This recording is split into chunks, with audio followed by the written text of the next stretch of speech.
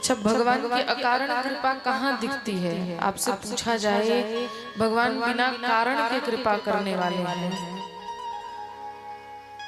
हम कृपा के पात्र भी नहीं होते तब भी परमात्मा हम पर कृपा कर देते हैं। भैया थोड़ा सा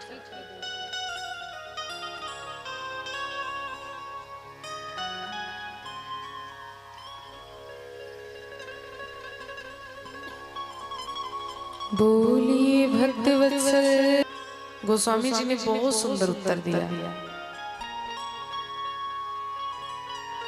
क्या भगवान की अकारण कृपा सबरी पर है? क्या भगवान की अकारण कृपा केवट पर है? गोस्वामी जी कहते हैं ये भगवान की अकारण कृपा नहीं है।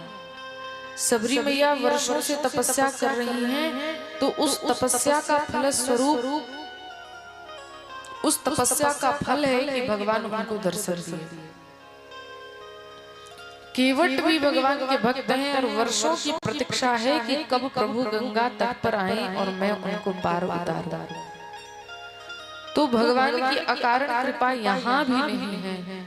किसी ने गोस्वामी जी से पूछा, फिर भगवान की अकारण कृपा कहाँ दिखती है? कहा, जहाँ एक भी कारण न हो और भगवान वहाँ कृपा कर दे, यही भगवान की अकारण कृपा है। और हम सभी मनुष्यों पर भगवान की अकारण कृपा है।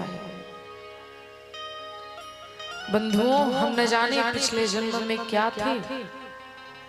किसी को कोई पता है क्या कौन क्या था? हम 84 लाख योनियों में भटकते हैं। कभी कुत्ता, कभी बिल्ली, कभी शेर, सियार, न जाने कौन कौन सी योनियां हमें मिलती हैं। लेकिन भगवान जब देखते हैं यह जीव बहुत भटक लिया, अब इस पर अकारण कृपा कर देनी चाहिए। तो जो भगवान की कृपा बरसती है और हम जीव मनुष्य बनते हैं, यही भगवान की अकारण कृपा है। ये भगवान के अकारण कृपा का फल है।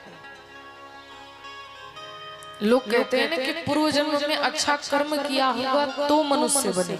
ये अपने कर्म का फल नहीं है मनुष्य बनना। अच्छा बताओ, कुत्ता ऐसा कौन सा काम करता है कि मनुष्य बन जाता है?